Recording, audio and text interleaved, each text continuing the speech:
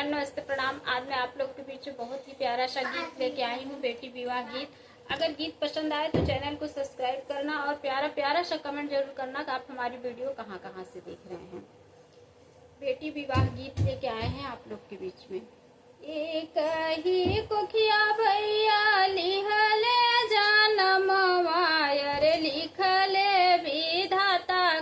अवन भागी रे ललन वायर लिखले विधाता कौन भागी रे ललनवा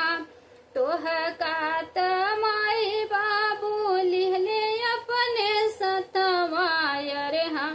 कात भेजे दूसर देश रे ललन वायर हम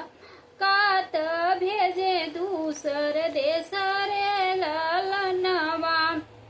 हम कात भेजे दूसर देश रे ललनवा धन्य बाटई माई मोरी धन्य रे बापैया क दिहले आजू दुई आखरे ललनवा क दिहले आजू दुई आखरे ललनवा जेही दिन मोरे भैया हम रे जानम भयर होल दिन भैले पर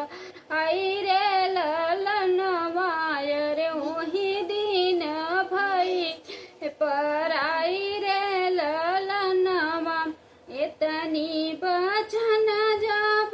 सुनले बीरन वायर मड़े मेरो मई भर आई रे ललन वायर मड़े मेरो मई भर आई रे ललनवा की भैया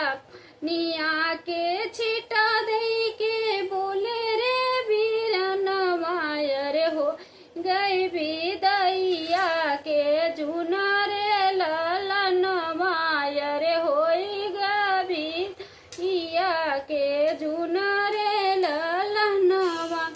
तू मोरी बहिनी हो घरवा के लक्ष्मी अरे कई दिहु घर मोर अरे ललनवा अरे कई दिहु घर और सुन रे ललनवा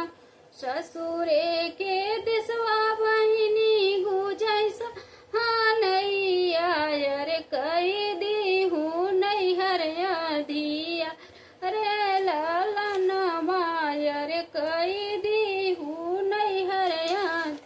यार रे ललनवा एक